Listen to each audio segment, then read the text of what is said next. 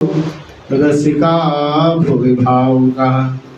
जय श्री कृष्ण चैतन्य प्रभु नित्यानंद श्री अद्वैत गदाधर श्रीवासादि गौर भक्तवृंद। हरे कृष्णा कृष्णा कृष्णा हरे हरे, हरे राम राम राम हरे हरे। ओम नमो भगवते वासुदेवाय।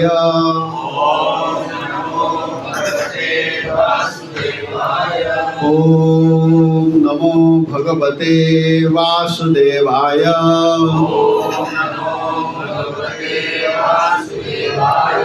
ओम नमो भगवते वासुदेवाय।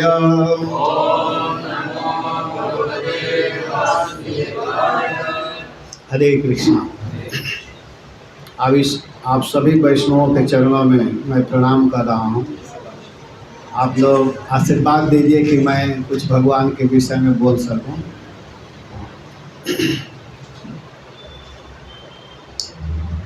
आज आप लोग जो कथा सुनेंगे इस श्रीमद् भागवतम के प्रथम स्कंध अध्याय 13 और श्लोक संख्या 10 है। बड़ा सुंदर प्रसंग यहाँ पर चल रहा है जिसको आप लोग विगत दिनों में सुनते हुए आ रहे हैं।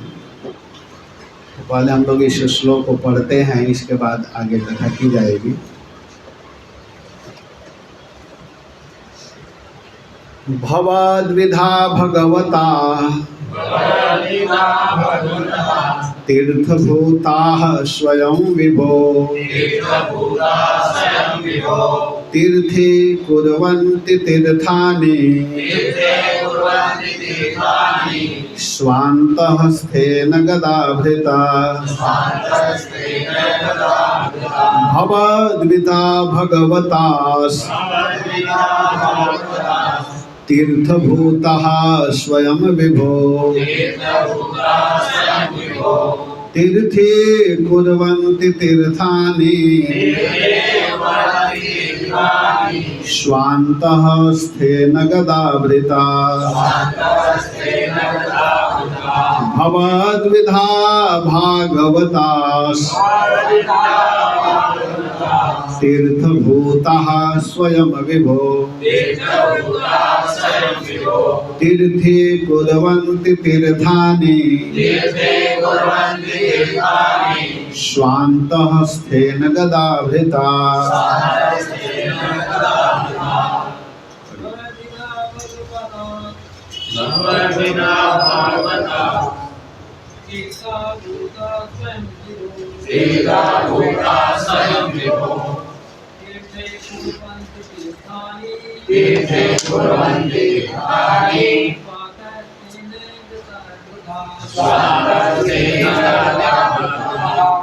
भगवद्गीता भागवत तीर्थभूतानि स्वयं विभो। तीर्थे कुर्वन्ति तीर्थानि स्वान्तहस्तेन गदाभृता।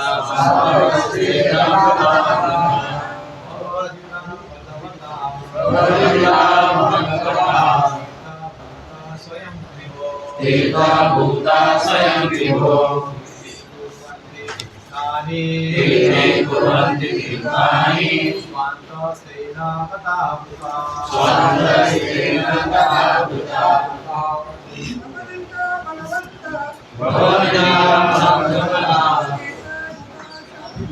तीर्थभूता स्वयं विभो।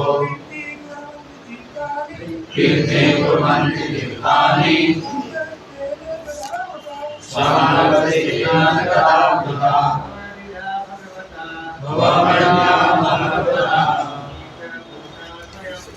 तीर्थभूता स्वयं विभो।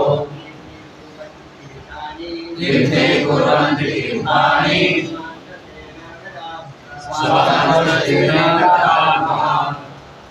हरे कृष्ण। ठीक है, बोलिए।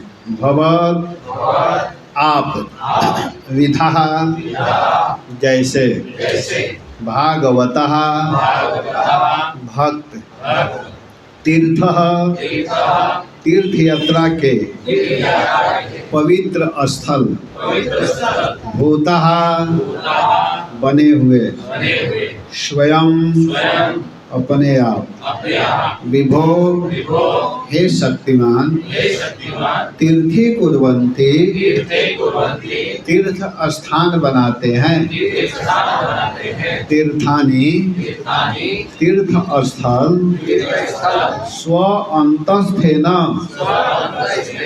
हृदय में स्थित गदाभृता श्री भगवान। अब इसका अर्थ आप लोग सुन लीजिए। हे प्रभु, आप जैसे भक्त निश्चय ही साक्षात तीर्थ स्थान होते हैं, चूँकि आप श्री भगवान को अपने हृदय में धारण किए रहते हैं, अतएव आप समस्त स्थानों को तीर्थ स्थानों में परिणत कर देते हैं। तात्पर्य श्री प्रभुपाद के द्वारा श्री भगवान अपनी विभिन्न शक्तियों के कारण सर्वव्यापी हैं। जिस प्रकार बिजली सर्वत्र फैली हुई रहती है, श्री भगवान की सर्वव्यापकता का अनुभव तथा उसका प्राकट्य उसी प्रकार महात्मा विदुर जैसे अनन्य भक्तों द्वारा किया जाता है। जिस प्रकार बिजली के बल्ब में बिजली प्रकट होती है, महात्मा विदुर जैसा शुद्ध भक्त श्री भगवान की उपस्थिति को सर्वत्र अनुभव कराता है। वह प्रत्येक वस्तु को श्री भगवान की शक्ति में देखता है और श्री भगवान को प्रत्येक वस्तु में। पृथ्वी पर जितने भी पवित्र स्थान हैं, वे श्री भगवान के अनन्य भक्तों की उपस्थिति से परिपूरित वातावरण द्वारा मनुष्य की दूषित चेतना को शुद्ध बनाने के निमित्त है। यदि कोई इन पवित्र स्थानों में जाता है तो उसे चाहिए कि वहाँ रहने वाले शुद्ध भक्तों को खोजे, उनसे शिक्षा ग्रहण करे, उस शिक्षा को व्यवहारिक जीवन में उतारे और इस प्रकार धीरे धीरे अपने आप को मोक्ष के लिए या भगवत धाम वापस जाने हेतु तैयार करे। किसी पवित्र स्थान में जाने का अर्थ मात्र गंगा या यमुना नदी में स्नान करना या उन स्थानों को मंदिरों का दर्शन करना नहीं होता। उसे महात्मा विदुर जैसे प्रतिनिधियों को ढूंढना चाहिए, जिन्हें श्री भगवान की सेवा करने के अतिरिक्त जीवन में अन्य कोई आकांक्षा नहीं होती। श्री भगवान सदा से ऐसे शुद्ध भक्तों के साथ रहते हैं, क्योंकि उनकी अनन्य सेवा सकाम कर्म या व्यर्थ चिंतन से किसी प्रकार प्रभावित नहीं होती। वे श्री भगवान की वास्तविक सेवा में विशेष रूप से श्रवण तथा कीर्तन के माध्यम से संलग्न रहते हैं। शुद्ध भक्त प्राधिकारियों से श्रवण करते हैं, कीर्तन करते हैं और श्री भगवान की महिमाओं का लेखन करते हैं। महामुनि श्री व्यासदेव ने श्री नारद जी से श्रवण किया था और तब उन्होंने लिख करके कीर्तन किया। श्री सुखदेव गोस्वामी ने अपने पिता से शिक्षा ग्रहण की और परीक्षित से उसका वर्णन किया। श्री भागवतम की यही विधि है। इस प्रकार श्री भगवान के शुद्ध भक्त अपने कार्यों से किसी भी स्थान को तीर्थ स्थल में बदल सकते हैं और तीर्थ स्थलों को महत्व उन्हीं के कारण होता है। ऐसे शुद्ध भक्त किसी भी स्थान के दूषित वातावरण को शुद्ध करने में समर्थ होते हैं। तो ऐसे पवित्र स्थान की तो बात ही क्या है, जो उन स्वार्थी व्यक्तियों के संदेहास्पद कार्यों द्वारा पवित्र हो रहा है, जो ऐसे पवित्र स्थान की प्रसिद्धि की चिंता न करते हुए अपना धंधा चलाते हैं। बोलिए जगत गुरु श्री प्रभुपाद की। ये बड़ा महत्वपूर्ण श्लोक है। आप लोग इसमें सुने, प्रभुपाद ने सब कुछ लिख दिए हैं कि जो भगवान के भक्त होते हैं वो तीर्थ को भी तीर्थ कर देते हैं। तीर्थी कुर्वन्ति तीर्थानि। तीर्थ तो तीर्थ है ही, लेकिन उस तीर्थ को भी वे तीर्थ बना देते हैं। कौन? भगवान के भक्त। जो भगवान के भक्त होते हैं वो तीर्थ को भी तीर्थ बनाते हैं। और भगवान के भक्तों का अगर संग किसी को हो रहा है तो आप समझिए कि तीर्थ में ही वास कर रहे हैं। भक्त जो होते हैं चलते फिरते तीर्थ होते हैं। जो संत महात्मा साधु जो भक्त होते हैं वो चलते हुए तीर्थ हैं। तीर्थी कुर्वन्ति तीर्थानि, ये बड़ा महत्वपूर्ण शब्द है। इस पर थोड़ा विचार कीजिएगा आप लोग। हम लोग बोल देते हैं लेकिन विचार नहीं करते हैं, उस पर मंथन चिंतन नहीं करते हैं। तो इसको चिंतन करना चाहिए। जो संत होते हैं, जो महात्मा होते हैं, जो साधु होते हैं, तीर्थ से भी बढ़ करके होते हैं। कोई कहेगा कैसे? तो तीर्थ को भी तीर्थ बना देते हैं। तीर्थ भी ऐसे महात्माओं की अपेक्षा करता है, प्रतीक्षा करता रहता है कि हमारे यहाँ वैष्णव लोग वास करें, वैष्णव लोग रहें। इसका सुंदर प्रमाण के साथ मैं आपको समझाऊंगा, बताऊंगा कि साधु जो होते हैं, साधु नाम दर्शनम पुण्यम, साधुओं के दर्शन करने से क्या होता है? पुण्य मिलता है। साधु के दर्शन करने मात्र से पुण्य मिल जाता है। साधु नाम दर्शनम पुण्यम तीर्थ भूता ही साधव। साधु क्या होते हैं कि तीर्थ ही होते हैं, तीर्थ भूता ही साधव, तीर्थ ही साधु होते हैं, अर्थात साधु ही तीर्थ होते हैं, ऐसे भी कह सकते हैं। तीर्थ भूता ही साधव। तो ठीक है, तीर्थ है तो हम तो तीर्थ में रह रहे हैं, साधुओं की क्या आवश्यकता है? कोई कह सकता है कि मैं तीर्थ में रहता हूँ, तो फिर साधु की क्या जरूरत है? साधु भी तीर्थ ही है तो हम तीर्थ में रह ही रहे हैं, लेकिन दोनों में अंतर है। साधु रूपी तीर्थ में और ऐसे तीर्थ में अंतर है। क्या अंतर है? कि इस तीर्थ में जब आप रहेंगे तो आपको फल मिलेगा, लेकिन फल मिलने में थोड़ा समय लगेगा। काले न फलती तीर्थ, काले न फलती, फलती काले न तीर्थ। फल मिलता है लेकिन काले न, कुछ समय लग जाता है, फल मिलने में थोड़ा समय लगता है। काले न फलती तीर्थ। अब लोग ध्यान देना, तीर्थ में रहने से फल पुण्य मिलता है लेकिन समय लगता है। काले न फलती, समय होने पर फल मिलेगा। लेकिन संत रूपी जो तीर्थ होते हैं, सद्यः साधु समागम, संत के पास आप निवास करेंगे, साधु के पास रहेंगे, आप बैठेंगे, उनसे वार्तालाप करेंगे, दर्शन करेंगे, तो सद्य, सद्य माने तत्क्षण, उसी समय फल मिल जाता है। ये अंतर है तीर्थ में और साधु में। समझ में आया? काले न फलती तीर्थ सद्य साधु समागम। संत के दर्शन करने मात्र से लव मात्र साधु संग सर्व सिद्धि है। लव मात्र, अगर थोड़ा भी साधुओं का संग मिल गया, लेकिन संत का संग होना चाहिए, साधु का संग। साधु भी बड़ा महत्वपूर्ण शब्द है।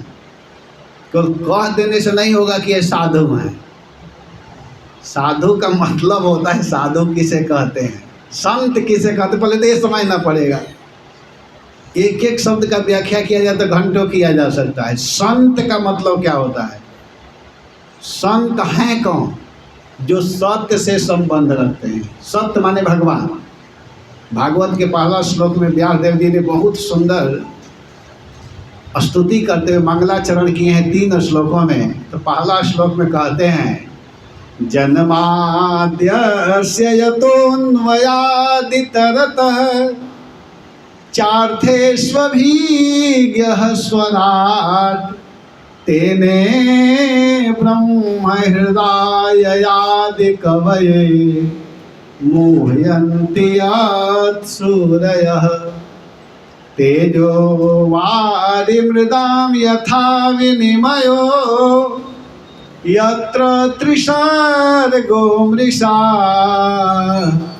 धाम्ना स्वेन सदा निरस्तकुहकं सत्यं परम धीमहि। परम सत्य का ध्यान करें, वहाँ किसी का नाम नहीं दे रहे हैं। व्यासदेव जी क्या कहते हैं कि मैं उस परम सत्य का ध्यान करता हूँ, अर्थात प्रणाम करता हूँ। धीमहि, मैं उस प्रभु के चरणों में प्रणाम कर रहा हूँ, उस भगवान को मैं चिंतन कर रहा हूँ जो परम सत्य हैं। और उसका निरूपण सुखदेव गोस्वामी ने भागवत के 10वें स्कंद के 2 अध्याय गर्भस्तुति में किया है। 9 बार सत्य शब्द का प्रयोग किया है कि सत्यम व्रतम सत्य परम त्रिसत्यम सत्यस्य योनि निहितम च सत्यम सत्यस्य सत्यमृत सत्य नेत्रम सत्यात्मकम त्वाम शरणम प्रपन्ना। परम सत्य, वो सत्य कौन है? तो सत्य माने कृष्णम परम धीमहि, इसका 108 प्रकार का अर्थ किया गया है। तो वो सत्य कौन है? कोई दूसरा नहीं है, कृष्णम परम धीमहि। सत्यम का अर्थ है कृष्णम। तो जो सत्य से संबंध रखता है, जो सत्य को मानता है, उसको संत कहते हैं। सतस्य अपत्यम संतः, जो सत्य के अपत्य है अर्थात सत्य को जो मानता है उसको संत कहते हैं। मतलब जो कृष्ण को मानता है, जो कृष्ण की भक्ति करता है। हरे कृष्णा कृष्णा कृष्णा हरे हरे, हरे राम राम राम। जो भगवान कृष्ण को मानते हैं उन्हीं को संत कहा जाता है। और जो कृष्ण की चर्चा करता है, कृष्ण कथा में बैठता है, कृष्ण कथा को कहता है, उसी को सत्संग कहा जाता है। समझना चाहिए, सबको सत्संग नहीं कहा जाएगा। हम लोग किसी भी 10-20 भीड़ जुट गया, कुछ भी बोलने लगे, मैं सत्संग में गया था या गई थी, माता जी लोग बोलते हैं। लेकिन सत्संग का मतलब पहले समझना चाहिए। और वैसे जो भगवान से संबंध रखते हैं, भगवान के विषय में गाते हैं, भगवान के विषय में बोलते हैं, भगवान के विषय में ही श्रवण करते हैं, ऐसे जो संत होते हैं वह तीर्थी भूतानी, वह तीर्थम भूतानि तीर्थानी, वह तीर्थ ही होते हैं। चलते फिरते वह तीर्थ हैं। और उनकी विशेषता क्या है, उनकी महिमा क्या है, वो संत कैसे होते हैं? तो जानते हैं गंगा जी क्या करती हैं? गंगा जी कहते हैं गंगा पापम, गंगा जी पाप को धोती हैं। जो पापी से पापी व्यक्ति भी गंगा में स्नान करता है, गंगा जल का पान करता है, उसका पाप दूर हो जाता है। गंगा पापम शशि तापम, शशि कहते हैं चंद्रमा को। चंद्रमा व्यक्ति के ताप को, जलन को समाप्त करता है, चंद्रमा का काम है। गंगा पापम शशि तापम दैन्यम कल्पतरुस्तथा, और जो कल्प वृक्ष है वह व्यक्ति के गरीबी को दूर करता है। जो कल्प वृक्ष के नीचे बैठ करके याचना करेगा तो उसको धन मिल जाएगा। तो गरीबी को, निर्धनता को समाप्त करता है। तीनों एक एक चीज़ को दूर करते हैं। गंगा जी क्या करती हैं? पाप दूर करती हैं। चंद्रमा ताप को दूर करते हैं, गर्मी को दूर करते हैं, एसी जैसा हो जाते हैं, ठंडा कर देते हैं। और जो कल्प वृक्ष है वह दरिद्रता को समाप्त करता है। लेकिन पापम तापम च दैवम च, पाप को, ताप को और गरीबी को हंति साधु समागम, जो संत होते हैं, जो महात्मा होते हैं, वो तीनों को दूर कर देते हैं। ये अंतर है साधु में, इसको संत कहते हैं। ऐसे साधु तीर्थी कुर्वन्ति तीर्थानि, वह तीर्थ को भी तीर्थ बना देते हैं, पवित्र बना देते हैं। हम लोग के मन में आएगा कि ऐसे केवल आप लोग बात कर रहे हैं, सही बात है कि केवल ऐसे ही है? इसका कितना प्रमाण हम दें? जहाँ तहाँ जत्र तत्र सर्वत्र इसका प्रमाण है। जैसे आप भगीरथ जी के कथा सुने हैं कि उन्होंने तपस्या किया। किस लिए तपस्या किया? गंगा माँ को लाने के लिए। उनके पूर्वज लोग पहले किए तपस्या। सगर के 2 पत्नियाँ थी और दोनों पत्नियों से, एक पत्नी से 1 लड़के हुए थे और दूसरी से 60,000 लड़के जन्म लिए थे। तो 60,000 लड़के जल चुके थे। कथा है, लंबी कथा है। तो जो दूसरी पत्नी थी जिनसे 1 पुत्र थे असमंजस, असमंजस के लड़के हुए अंशुमान, जिन्होंने तपस्या किया गंगा को लाने के लिए, लेकिन गंगा जी प्रसन्न नहीं हुई। उनके लड़के हुए दिलीप, वे भी तपस्या किए, घोर तप किए, फिर भी गंगा माँ प्रसन्न नहीं हुई। फिर उनके पुत्र हुए भगीरथ जी। तो भगीरथ जी ने घोर तपस्या किया तो माँ गंगा प्रसन्न हो गई। और माँ गंगा कहती हैं कि बेटा बोलो तुम किस लिए तपस्या किए हो। तो कहते हैं माता जी मैं आपको पृथ्वी लोक पर ले जाना चाहता हूँ ताकि हमारे पूर्वजों का कल्याण हो। तो गंगा जी कहते हैं बेटा मैं सत्य लोक में रहती हूँ और सत्य लोक से जब मैं चलूँगी तो मेरा धार इतना तेज है कि कोई सहन नहीं कर पाएगा। मैं पृथ्वी को खोद करके रसातल में चली जाऊंगी। तब भगीरथ जी कहेगी तब माँ आप नहीं जाओगी, मैं तो चाहता हूँ मेरे पूर्वजों का कल्याण हो। कहेगी देखो जो मेरे वेग को सह सके वैसा व्यवस्था करो। तो भगीरथ जी कहे कि आप ही बताइए कौन है। तो गंगा माँ कहेगी केवल एक ही व्यक्ति मेरे वेग को धारण कर सकता है, वो है शंकर जी, उनका प्रार्थना करो। तो भगीरथ जी को शंकर जी को खुश करने में ज़्यादा समय नहीं लगा क्योंकि वो आशुतोष हैं। आशु माने शीघ्र और तोष का मतलब होता है खुश हो जाना, प्रसन्न हो जाना। तो एक दो बार बोले होंगे ओम नमः शिवाय, इतना कहते ही वो खुश हो गए, थोड़ा जल चढ़ा दिए होंगे। शंकर जी प्रसन्न हो गए, कहे हाँ हाँ बुलाओ कोई चिंता नहीं है। अब शंकर जी कैलाश में बैठे हुए हैं मस्ती में, भगवान का चिंतन करते हैं, हमेशा भगवान के ही नाम जपते हैं। हरे कृष्णा कृष्णा कृष्णा हरे हरे, हरे राम राम राम। और देखिए इसी नाम के बल पर भोले बाबा काशी में जीवों को मुक्त कर देते हैं, नाम के बल पर। तो शंकर जी कहे ठीक है बुलाओ। तो गंगा जी कहेगी ठीक है, शंकर को प्रसन्न कर लिया। तो हाँ तो देखो बेटा एक और समस्या है। तो गंगा जी कहे क्या अब समस्या है। तो समस्या ये है कि मैं तो संसार में जाऊंगी और मेरे भीतर पापी से पापी व्यक्ति आकर के स्नान करेंगे तो सारे लोगों का पाप मेरे भीतर आएगा। मैं सबको पवित्र कर दूंगी लेकिन मुझ में खुद पाप भर जाएगा, तो मेरे में तो पाप ही पाप भरा रहेगा, मैं कैसे शुद्ध होऊंगी। गंगा जी पूछ रही हैं, कह रहे कि मैं सबके तो पाप को दूर कर दूंगी लेकिन मेरा पाप कैसे दूर होगा बेटा। तो भगीरथ जी तो भगवान के भक्त हैं, कहीं माता जी आप चिंता बिल्कुल मत करो। तो कहीं कैसे। तो आपके सारे पाप को दूर महात्मा लोग करेंगे। जब महात्मा लोग आप में स्नान करेंगे तो आपका भी पाप दूर हो जाएगा। गंगा जी सारे पापियों के पाप को दूर करती हैं और महात्मा लोग जब गंगा में स्नान करते हैं तो उसमें जितना पाप रहता है वो दूर हो जाता है। महात्माओं में वो शक्ति है, ये विशेषता है। अर्थात गंगा को भी पवित्र करने की क्षमता अगर किसी में है तो वो है महात्माओं में, साधुओं में, भक्तों में, वैष्णवों में। क्योंकि उनके चित्त में, उनके हृदय में, उनके अंतःकरण में केवल भगवान वास करते हैं और कोई वास नहीं करता। भगवान के अतिरिक्त वो कुछ भी नहीं सोचते हैं।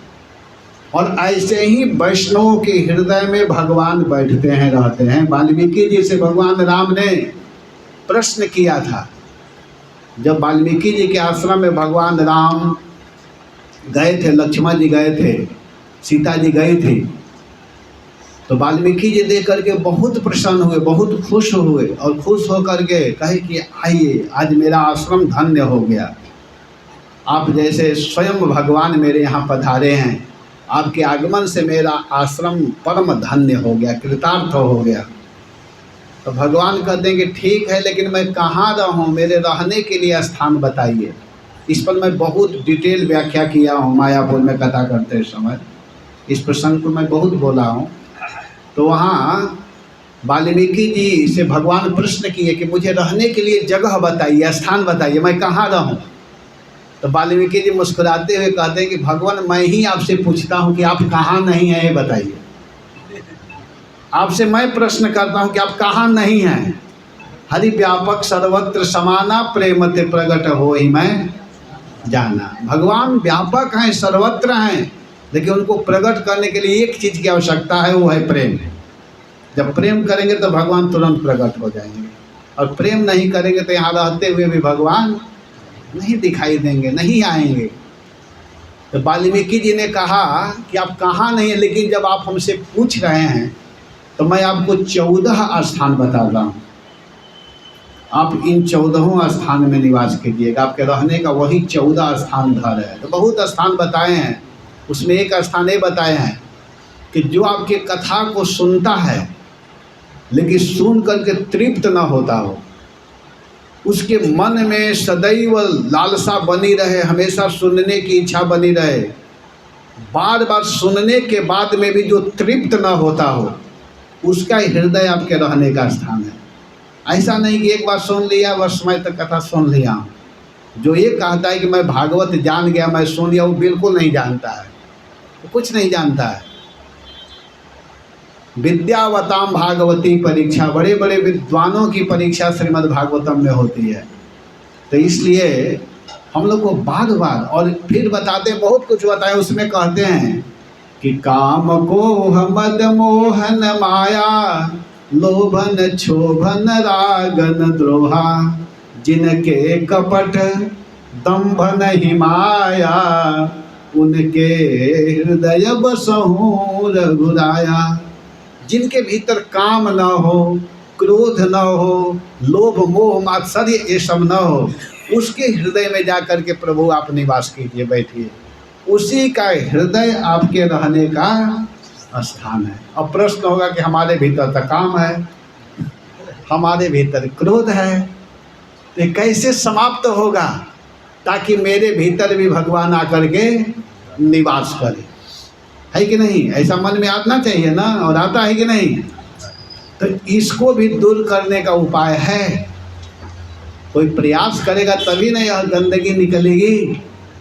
इसको निकालने के लिए है धर्म प्रोजित कई तोत्र परमो, भागवत का दूसरा श्लोक, निर्मत सराणाम सताम वेद्यम वास्तवमत्र वस्तु शिवदम तापत्रयोन्मूलनम श्रीमद्भागवते महामुनिकृते किम वा परैरीश्वर सद्यो हृदयवरोध्यते कृतिभिः श्रोषुभिस्तत्क्षणा। जो भगवान के विषय में सुनने की इच्छा करता है, अभी सुना भी नहीं है, लेकिन उसके मन में यह भाव आया कि मुझे कृष्ण कथा सुननी है, जब ही कृष्ण कथा सुनने के लिए इच्छा करता है उसी समय उसका हृदय शुद्ध हो जाता है। अगर सुन लिया तो पूछना ही क्या है। अगर केवल मन में आया कि मुझे कृष्ण कथा सुनना है तो हृदय शुद्ध होता है, और जब ही शुद्ध होगा तो भगवान शुद्ध ही जगह पर, पवित्र ही स्थान पर बैठते ही हैं, भगवान जाकर के तुरंत बैठ जाएंगे। अगर जिसके मन में हो अरे हमको कथा क्या सुनना है, तब वह शुद्ध होने वाला नहीं है। हृदय को पवित्र करने के लिए भगवान की कथा है, भगवान का कीर्तन है, भगवान का नाम है, भगवान का सुंदर रूप है। अगर कोई मंगला आरती में आता है तो उसका हृदय शुद्ध होता है। जो आकर के भगवान के पवित्र नामों का कीर्तन करता है, हरे कृष्णा कृष्णा कृष्णा हरे हरे, हरे राम राम राम, तो ऐसे व्यक्ति का हृदय शुद्ध हो जाता है। और भगवान कहाँ बसते हैं? नारद जी से भगवान स्वयं बोल रहे हैं। क्या बोले हैं कि ना हम बसामि वैकुंठे योगिनाम हृदय न च मद्भक्ता यत्र गायन्ति तत्र तिष्ठामि नारद। मद्भक्ता यत्र यत्र मद्भक्ता गायन्ति, यत्र यत्र यत्र यत्र, जहाँ जहाँ पर मद्भक्ता मेरे भक्त गायन्ति मेरे विषय में गाते हैं, गान करते हैं। गायन, गायन माने गाना, कीर्तन करना, नाम जपना। अगर कोई बैठ करके, मेरे भक्त बैठ करके पवित्र महामंत्र का जप करते हैं, जप करना गाने में ही होता है, तो जो जप करता है, भगवान के नाम को गाता है, प्रभु के सामने बैठ करके कीर्तन करता है, रोता है, तत्र तिष्ठामि नारद। हे नारद, मैं वहीं जा करके निवास करता हूँ। वहाँ मैं बैठ करके भक्त के मुखारविंद से उस कीर्तन को सुनता हूँ। श्रेणों में मैं सुनता हूँ ऐसे भक्तों के मुखारविंद से निकली हुई मेरे नाम को जब गायन करते हैं, कीर्तन करते हैं, तो मैं उसको सुनता हूँ। तत्र, वहाँ मैं तिष्ठामि रहता हूँ। अगर कोई गाता नहीं तो भले ही भक्त क्यों ना हो, उसमें से मैं निकल जाता हूँ, हमको अच्छा नहीं लगता है। जो केवल ध्यान में ही लगे हुए हैं, शुष्क जीवन जी रहे हैं, तो ऐसे जगह पर मुझे अच्छा नहीं लगता है। जहाँ कीर्तन होता है, जहाँ लोग नाचते हैं, महाप्रभु आकर के प्रचार किया, प्रभुपाद जी ने सारे विश्व में भगवत नाम का प्रचार किया, कीर्तन कराया, वहाँ मैं जाकर के रहता हूँ। अर्थात भगवान इस्कॉन में ही रहते हैं। एक भक्त बोला था, बहुत अच्छा लगा, मैं झांसी में कथा कर रहा था, बहुत पहले, लगभग 10 साल पहले की बात है, सप्ताही कथा में कर रहा था, मुझे बहुत अच्छा लगा। कहे कि लोग कथा सुनते हैं इस कान से और इधर निकाल देते हैं, ये ठीक नहीं है। जब कथा सुननी चाहिए थे, इसको बंद करना चाहिए, इसको बंद करके केवल इस कान से सुनना चाहिए और भीतर ले जाना चाहिए। माने इस कान, इस्कॉन से ही सुनना चाहिए, इस्कॉन, केवल इस्कॉन से सुनो तब कल्याण होगा, नहीं तो कल्याण होने वाला नहीं है। जहाँ तहाँ तो बोलने वाले, हंसाने वाले बहुत लोग हैं। हम लोग वृंदावन में, मैं रहता हूँ, वृंदावन में ही भागवत की पढ़ाई किया हूँ। मैं बहुत ये सब परिचय अपने आप देने लगा जो उचित नहीं है। तो वृंदावन में हम लोग रहे हैं, एक एक लोगों को जानते हैं, मंच पर कुछ है, बाहर कुछ है। तो ऐसे लोगों से कथा सुनने से क्या लाभ है? अपैष्णो मुखोद्गीर्णम पूतम हरि कथामृतम श्रवणम नैव कर्तव्यो सर्पोच्छिष्टा यथापया। जो भगवान का भक्त नहीं है, वो भले ही कितना हूँ सुंदर क्यों न बोलता हो, उसके बात को नहीं सुनना चाहिए, नहीं तो हानि पहुंचा देगा। कैसे? जैसे सर्पों के द्वारा छुआ हुआ जो गाय का दूध है, देसी गाय का दूध को अमृत कहा गया है, लेकिन विषैला सर्प अगर उसको स्पर्श कर लिया है, छू लिया है, पी लिया है, तो उसको कोई नहीं पिएगा, नहीं तो पीने वाले व्यक्ति मृत्यु को प्राप्त हो जाते हैं। वैसे ही जो भगवान का भक्त नहीं है, भगवान को नहीं मानता है, भगवान का नाम नहीं जपता है, तो भले ही सुंदर बोलना जानता क्यों न हो, उसके बात को नहीं सुनना चाहिए, नहीं तो कहीं ना कहीं कुछ गड़बड़ बोल देगा और उसी को हम पकड़ लेंगे और उसी से हमारा अहित हो जाएगा कि वो महाराज ने ऐसा बोला था। पहले पता तो करो कि वो महाराज का चरित्र क्या है, किस तरह रह रहे, गुरु परंपरा से हैं कि नहीं हैं। यहाँ पर प्रभुपाद ने लिखा है कि जैसे व्यास जी ने नारद जी से सुना, आप तात्पर्य में सुने होंगे, इसमें लिखा हुआ है कि व्यास देव जी नारद जी के मुखारविंद से सुने, और जब नारद जी ने प्रमाणिक ज्ञान दिया, नारद जी किसके मुख से सुने थे? ब्रह्मा जी से, और ब्रह्मा जी किससे सुने थे?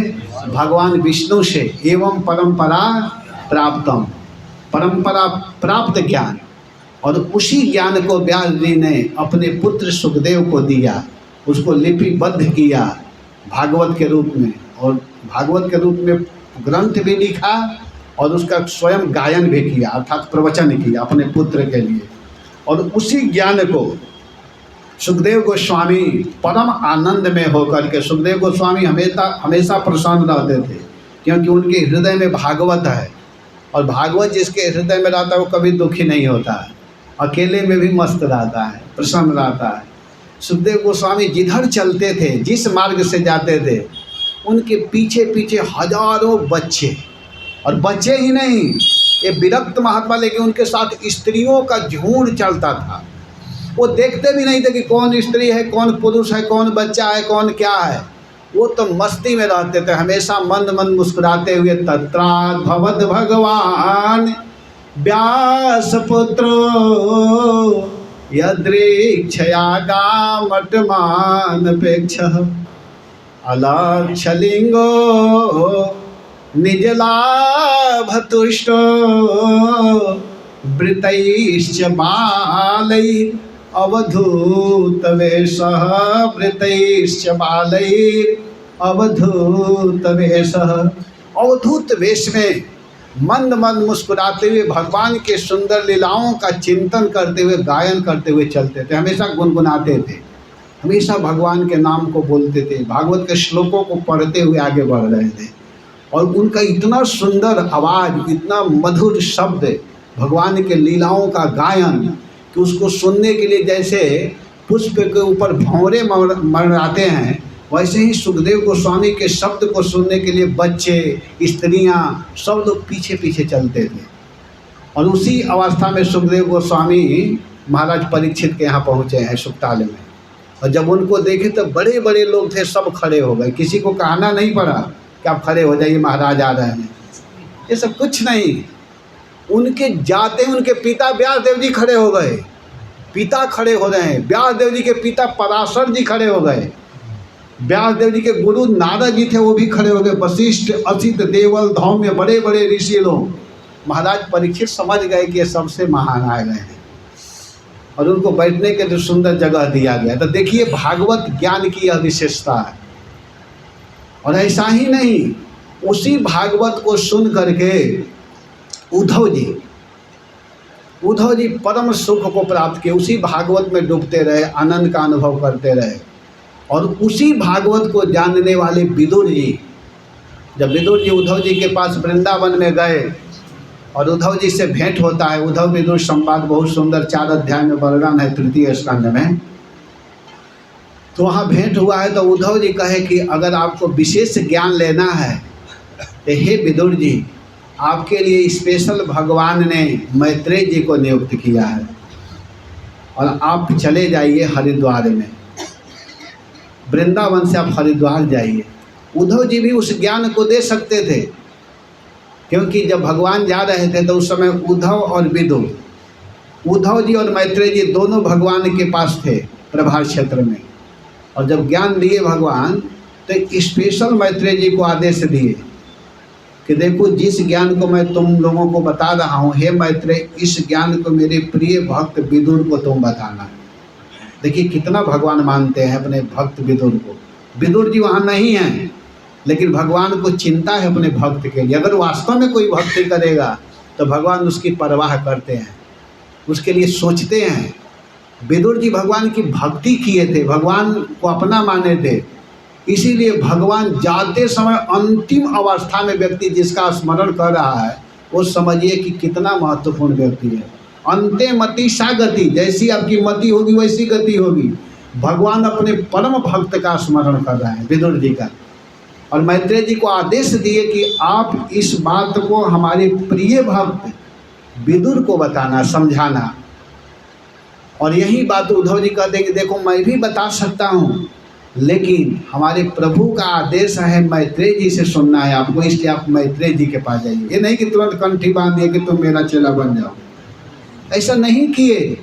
ज्ञान होते हुए भी वो कहाँ भेज रहे हैं? मैत्रेय जी के पास। और विदुर जी ने क्या किया कि वहाँ से भगवत नाम का स्मरण करते हुए जमुना तट से चल करके हस्तिनापुर होते हुए हरिद्वार में पहुँचे और वहाँ मैत्रेय जी से भेंट हुआ है। और मैत्रेय जी ने बहुत सुंदर प्रवचन करना चालू किया। और जब प्रवचन किए तो प्रवचन करते करते करते करते मैत्रेय जी जब प्रवचन कर रहे थे तो करते करते जब 3 स्कंद 4th स्कंद की कथा कहने लगे और कहते हुए प्राचीन बरही की कथा ला दिए 4th स्कंद में, पुरंजनों उपाख्यान का वर्णन किए कि किस प्रकार पुरंजन एक स्त्री के फेरे में पड़ करके आसक्त हुआ और आसक्ति के कारण उसको स्त्री योनि में जाना पड़ा। तो इस बात को सुन करके विदुर जी बैठे हुए प्रवचन सुन रहे हैं और प्रवचन सुनते सुनते उनको अपने भाई का याद आ गया। उनका भाई कौन है? धृतराष्ट्र। कि हमारा भाई भी इसी तरह व्यामोह में पड़ा हुआ है। कहे बस भगवान अब रहने दीजिए, मैं प्रवचन सुन लिया, अब मैं जा रहा हूँ। बीच में ही कहाँ जा रहा हूँ? अपने भाई का कल्याण करने के लिए। हम परफेक्ट हो गए प्रवचन करने में, मैं सीख लिया, हम भागवत पढ़ लिए, भागवत का सार मैं जान गया कि क्या है। और उसी को देने के लिए विदुर जी ने बीच कथा में बंद करके निकल आए और आकर के अपने भाई धृतराष्ट्र को रात्रि के समय में उपदेश देने लगे। कहाँ फंसे हो? याद है, मालूम है? जिसके हाथ से आप खा रहे हो, भोजन कर रहे हो, जो भोजन दे रहा है आपको कौन खिलाता है? कहीं भीम। भीम देता है ना। भीम ही आपके 100 बच्चों का वध किया है, मालूम है? गिन गिन करके मारता था कि आज 10 लड़कों को मारा हूँ, कल 15 को मारा हूँ, काउंटिंग कर करके मारा। और उसी के हाथ से आप खा रहे हैं। जैसे कुत्ता को कोई डंडा से मारता है, तुरंत लेकर के रोटी खाओ, तुरंत आ जाता है कुत्ता, वैसे आप खा रहे हो कृपालवत। इतना सुनते ही विदुर जी के बात को धृतराष्ट्र को वैराग्य हुआ कि भाई मुझे क्या करना चाहिए? करना क्या चाहिए? अभी निकलिए यहाँ से।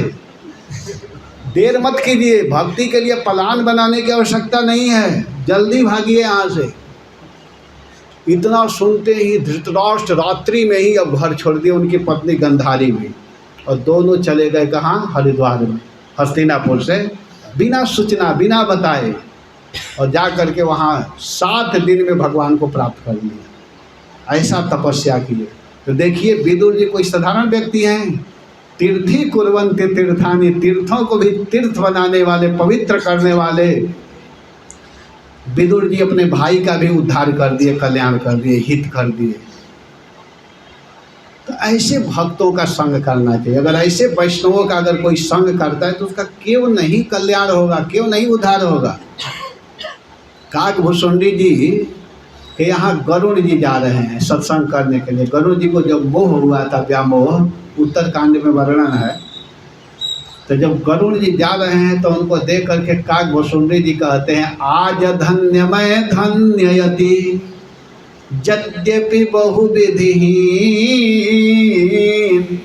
निज जन जानी राम मोहि संत समागम दीन। आज धन्यमय धन्य अति, आज मैं धन्यों में भी धन्य हो गया। धन्याति धन्य, धन्याति धन्य आज मैं हो गया। क्यों? कि निज जन जाने राम मोहि, अपना भक्त जान करके, निज जन जान करके संत समागम दीन। भगवान ने आज मुझे साधुओं का संग प्रदान किया। तो इस पर श्रीधर स्वामी अपने टीका में लिखते हैं कि भवताम च, विदुर जी के विषय में वर्णन करते हुए कहते हैं भवताम च, मैं तो टीका का बात ही नहीं बोला, अभी टीका इसमें बहुत बड़ा हुआ इस श्लोक का। कहते हैं कि भवताम च तीर्थाटनम न स्वार्थम, आप जो तीर्थ में घूमते हैं विदुर जी, तो अपने स्वार्थ के लिए नहीं घूमते हैं, अपने हित के लिए नहीं घूमते हैं, अपने कल्याण के लिए नहीं घूमते हैं, किंतु तो फिर किस लिए घूमते हैं? तो तीर्थानुग्रहार्थम इत्याह, तीर्थ के ऊपर अनुग्रह करने के लिए आप चलते हैं। आप जैसे वैष्णव अपने हित के लिए नहीं विचरण करते हैं, आपके आगमन से तीर्थ जो है परम सुख को, परम आनंद को प्राप्त करता है। तीर्थ भी प्रतीक्षा करता रहता है कि मेरे यहाँ कब वैष्णव जन आएंगे, कब साधुओं का चरण मेरे ऊपर आएगा, आगमन होगा। तीर्थ भी प्रतीक्षा करता रहता है। तो इस बात को श्रीधर स्वामी टीका में लिखते हुए कहते भवद विधाम इति, इसलिए आप जैसे वैष्णव का आगमन मलिन जन संपर्केण मलिनानि तीर्थानि, जो मलिन व्यक्ति हैं जिनमें गंदगी भरा हुआ है, ऐसे व्यक्ति भी आप जैसे वैष्णव का संग प्राप्त करते हैं, स्पर्श करते हैं, तो उसके जो गंदगी है मलिनानि, वो समाप्त होकर के तीर्थानि, तीर्थ हो जाते हैं, अर्थात पवित्र हो जाते हैं, शुद्ध हो जाते हैं। आपकी यह विशेषता है, आपकी यह योग्यता है। संत पुनः स्वयं तीर्थी कुर्वन्ति, जो संत होते हैं वह आकर के स्वयं को पवित्र न करते हुए दूसरे को पवित्र कर देते हैं। वो पवित्र तो हैं ही, दूसरे लोगों को भी पवित्र करते। स्वांत मनः तत्रस्थेन स्वस्यांत स्थिर नेतिवा, इस प्रकार यहाँ पर वर्णन कर रहे हैं। और विश्वनाथ चक्रवर्ती पाद जी भी लिख रहे हैं अपने टीका में। इनका मैं नाम क्यों ले रहा हूँ, इसको चैतन्य महाप्रभु भी मानते थे, इन आचार्यों को। प्रभुपाद जी भी अपने टीका में ये सब लिखे हैं बात। ये लोग प्रामाणिक आचार्य हुए हैं, तो इनके टीका को सुनना चाहिए, पढ़ना चाहिए। भवताश्च, आप जैसे वैष्णव तीर्थाटनम तीर्थानामेव भाग्य नित्याः, तीर्थों को भी भाग्य उदित करने के लिए भवद विधाम इति तीर्थी कुर्वन्ति महातीर्थी कुर्वन्ति, तीर्थ को भी महातीर्थ बना देते हैं। जब वैष्णव जन आते हैं तो वह तीर्थ ही महातीर्थ हो जाता है। पावनम, वह पवित्र होता है। पावना नाम इति वर्तते, वह पवित्रों में भी परम पवित्र हो जाता है, परम शुद्ध, परम आनंदमय वह हो जाता है वैष्णवों के आगमन से, साधुओं के आगमन से। ऐसे वैष्णव जब आते हैं तो उनके आगमन से तीर्थ भी पवित्र हो जाता है। इसका मतलब ये न समझिएगा कि तीर्थ पवित्र नहीं है, तीर्थ पवित्र है, लेकिन जब वैष्णव आते हैं तो वैष्णव के आने से तीर्थ भी प्रसन्न हो जाते हैं। कुछ जैसे वैष्णव लोग हैं, भले योग्य हैं, ज्ञान है, लेकिन अगर किसी दूसरे भक्त को देखते तो और खुश हो जाते हैं, आइए आइए बहुत अच्छा है, उनको परम सुख मिलता है, परम आनंद मिलता है। अगर किसी वैष्णव को देख करके, किसी विद्वान को देख करके अगर कोई डिस्टर्ब हो रहा है, किसी के मन में जलन आ रही, तो समझिए अभी उसमें बहुत कमी है। अगर योग्य व्यक्ति को देख कर अगर वो खुश हो रहा है तो समझो कि उसकी स्थिति सही है, वो बिल्कुल सही स्थिति में चल रहा है। लेकिन किसी को देख करके ईर्ष्या हो रहा है, द्वेष हो रहा है, तो समझिए कि अभी कहीं ना कहीं कमी उसके भीतर है। तो इस श्लोक का यही भाव है। इस पर बहुत व्याख्या किया जा सकता है, अभी बहुत इसमें मैटर है मेरे पास, लेकिन समयाभाव में अति संक्षेप करते हुए मैं यही बताना चाहूँगा कि देखिए, भवत विदाम भगवतः तीर्थभूता स्वयं विभो। हे प्रभु, आप जैसे वैष्णव, ये कौन बोल रहे हैं मालूम है ना? युधिष्ठिर महाराज। किसको देख करके? विदुर जी को। प्रसंग समझिएगा कि विदुर जी से कह रहे कि आप जैसे साधु, आप जैसे वैष्णव, आप जैसे महात्मा का आगमन होने से सारा चीज़ सही हो गया। क्योंकि आप अपने स्वार्थ के लिए नहीं, हम लोग कितने बड़े बड़े संकट में फंसे थे और आपने हम लोगों का सहयोग किया। लक्षा भवन से आपने बचाया, आपके योजना से हम लोग बच पाए। तो हे चाचा जी, आप कोई साधारण पुरुष नहीं हैं, आप कोई साधारण व्यक्ति नहीं हैं।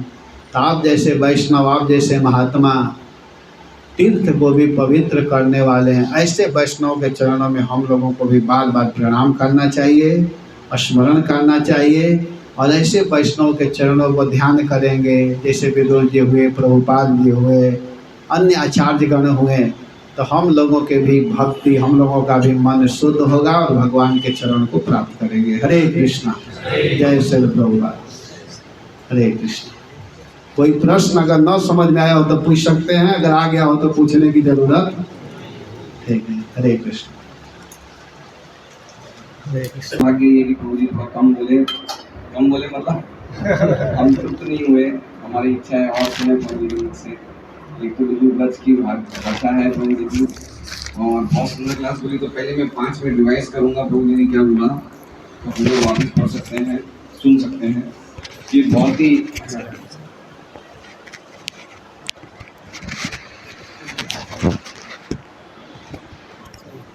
बहुत ही महत्वपूर्ण श्लोक है, जिसमें बताया गया कि भक्त भी तीर्थों को तीर्थ बनाते हैं। दूसरा, भक्तों का संग का अर्थ है तीर्थों में वास। तीसरा, भक्त लोग चलते फिरते तीर्थ हैं। चौथा, भक्त तीर्थों से भी बढ़ के हैं, तीर्थ भी इंतज़ार करते हैं कि कब भक्त लोग मेरे यहाँ पे आएंगे। 5वां, साधुओं के दर्शन मात्र से पुण्य मिलता है।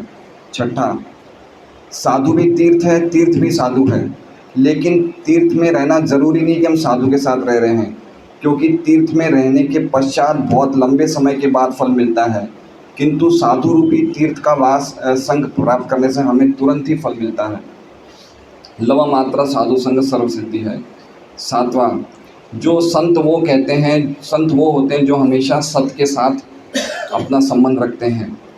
8वां, सत्य का अर्थ है कृष्ण परम धीमहि, जो हमेशा संत वो होते हैं जो परम सत्य पे हमेशा ध्यान करते हैं। संत का अर्थ है जो हमेशा सुनते हैं, जो बोलते हैं, जो स्मरण करते हैं, और ऐसे जो संत होते हैं वो तीर्थों को भी तीर्थ बना देते हैं। 8वां, गंगा पापम शशि तापम, कल्प वृक्ष दरिद्र को दूर करता है, चंद्रमा ताप को दूर करते हैं, गंगा जी पाप को दूर करते हैं। लेकिन संतों का जो क्या कहते हैं संग है, वो इन तीनों को दूर करता है। फिर प्रभु जी ने भागीरथ जी की कथा सुनाई, तो पूरी कथा हमने सुनी। नाम के बल पर भगवान शिव काशी में सबको मुक्त करते हैं। फिर 10वां, भक्तों के अंतःकरण में केवल भगवान वास करते हैं। वाल्मीकि जी ने भगवान राम को 14 स्थान बताए उनके रहने के लिए, और एक स्थान वो बताया कि जो भक्त आप उनके हृदय में रहते हैं, हे भगवान, जो सुनने के बाद, आपकी कथा सुनने के बाद भी तृप्त नहीं होते हैं। इसलिए अभी तो हमारा हृदय शुद्ध नहीं हैं, तो शुद्ध करने के लिए प्रभु जी ने बताया कि जिसके हृदय में कृष्ण कथा सुनने की इच्छा मात्र होती है उसका हृदय शुद्ध हो जाता है। इसलिए भगवान का कीर्तन, कथा, नाम, रूप सुनने से हृदय का शुद्धिकरण होता है। इसी प्रकार से भगवान नारायण नारद जी को बोलते हैं कि जहाँ जहाँ मेरे भक्त कीर्तन करते हैं, सुनते हैं, गाने गाते हैं, रोते हैं, मैं वहीं पे निवास करता हूँ। मैं ऐसी जगह निवास नहीं करता हूँ जहाँ शुष्क चिंतन ज्ञानी ध्यान करते हैं। इस दूसरे शब्दों में कृष्ण इस्कॉन में वास करते हैं। इसलिए हमें उनसे सुनना चाहिए जो परंपरा में आए शुद्ध भक्त हैं, ना कि अभक्त से, जो जिनसे सुनना, यद्यपि वो बहुत अच्छी कथा बोलते हैं लेकिन अगर वो अभक्त हैं, उसका चरित्र संदेशपद है, तो उनसे सुनना मतलब देसी गाय के दूध को अमृत सर्प के जीवा से चखे हुए दूध को पीना। इसलिए परंपरा से सुनना चाहिए। जो भागवत, जिनके हृदय में भागवत रहती है वो कभी दुखी नहीं होते हैं, जिसका उदाहरण प्रभु जी ने शुकदेव गोस्वामी का बताया कि किस प्रकार शुकदेव गोस्वामी को ये भी भान नहीं था कि ये स्त्री और पुरुष है, और उनके परीक्षित जी के शुकताल पे आगमन पे सब लोग उड़ जाते हैं, बड़े बड़े ऋषिगण भी उड़ जाते हैं। फिर उद्धव और विदुर जी भी परम सुख प्राप्त करते हैं भागवतम सुन के, और विदुर जी ने और भगवान कृष्ण अपने भक्त विदुर जी की इतनी परवाह करते हैं कि उन्होंने मैत्रेय जी को बताया कि आप विदुर जी को मेरा संदेश दीजिए। और फिर विदुर जी जब थोड़ा बहुत सुनते हैं और जब ये बात बोलते हैं कि स्त्रियों की आसक्ति कितनी खतरनाक होती है, तो ये सुनते ही विदुर जी बीच कथा में ही बोलते हैं मैंने सब समझ लिया, और सीधे अपने भाई धृतराष्ट्र के पास उनका उद्धार करने के लिए जाते हैं। फिर प्रभु जी ने काकभूषिंडी और गरुड़ जी का बताया कि किस प्रकार काकभूषिंडी भगवान को धन्यवाद देते हैं कि आपने मुझे गरुड़ जी जैसे संत का संग दिया। फिर प्रभु जी ने श्रीधर स्वामी के बारे में बताया कि श्रीधर स्वामी बताते हैं कि विदुर तीर्थ में अपने कल्याण के लिए विचरण नहीं करते, लेकिन तीर्थों पे अनुग्रह करने के लिए विचरण करते हैं। विश्वनाथ चक्रवर्ती ठाकुर भी बताते हैं कि विदुर जी आप उन तीर्थों में जहाँ विचरण कर रहे हैं वो तीर्थ भाग्यशाली बन जाते हैं, परम पवित्र बन जाते हैं और महातीर्थ बन जाते हैं। तीर्थ तो वैसे भी पवित्र होते हैं लेकिन वैष्णव के आगमन से और ज़्यादा पवित्र हो जाते हैं। इसलिए जो भी व्यक्ति वैष्णव को या भक्तों को देख के खुश नहीं होते हैं, तो इसका मतलब समझना चाहिए उनकी शुद्धिकरण में बहुत टाइम लगेगा, उनमें काफ़ी कमियां हैं। इसलिए हमें विदुर जी, श्री प्रभुपाद जैसे वैष्णव को प्रणाम करना चाहिए, जिससे कि हम भक्ति में प्रगति करें। हरे कृष्णा कृष्णा कृष्णा हरे हरे, हरे राम राम राम हरे। तो मैं संक्षिप्त में प्रभु जी का थोड़ा बहुत मैं जानता हूँ, वैसे तो मेरी कोई योग्यता नहीं उनके बारे में बोलने के लिए, लेकिन ये एक बहुत ही बड़े वैष्णव परिवार में इन्होंने जन्म लिया है। 1979 में इनका जन्म हुआ, 1998 में ये इस्कॉन के संपर्क में आए, और इनके गुरुदेव परम पूज्य हिज होलीनेस राधा गोविंद महाराज हैं। और इनके जो बड़े भाई हैं वो बहुत बड़े कथाकार हुआ करते थे, अब उन्होंने शरीर छोड़ दिया है काफ़ी साल पहले, लेकिन मुझे अच्छी तरह याद है सूरत में उनकी कथा हुई थी तो मैं भी सुनने गया था। परम पूज्य गौर कृष्ण महाराज बहुत सुंदर कथा बोलते हैं, तो उनके छोटे भाई हैं और ये भी उसी परंपरा को चालू रखते हैं। इनकी भी कथाएं बड़ी मधुर कथाएं होती हैं, जैसे हमने देखा कितने सुंदर इन्होंने श्लोक का उच्चारण किया। तो ऑल ओवर इंडिया मायापुर है, झांसी है, वृंदावन है, अमृतसर है, लुधियाना है, दिल्ली है, अलग अलग जगह प्रभु जी चैतन्य चैतामृत पे, भागवतम पे, गीता जी पे, रामायण पे कथाएं बोलते हैं, और इस तरह से अपनी कथाओं के द्वारा लोगों का कल्याण करते हैं। तो हमारा बहुत बड़ा सौभाग्य है कि हम पर्वत पार्टी के लोग जो बिल्कुल दीनहीन हैं उनके बीच में प्रभु जी आए और इतनी सुंदर कथा उन्होंने अपने मुखारबिंद से बोली। तो प्रभु जी को धन्यवाद करने के लिए एक बार हम फिर मंत्र बोलेंगे, हरे कृष्णा कृष्णा कृष्णा हरे हरे, हरे राम राम राम। हमारा निवेदन ये कि जब तक आप रहते हैं सूरत को रोज अगर आ सकें तो कब तक आप हैं प्रभु? प्रश्न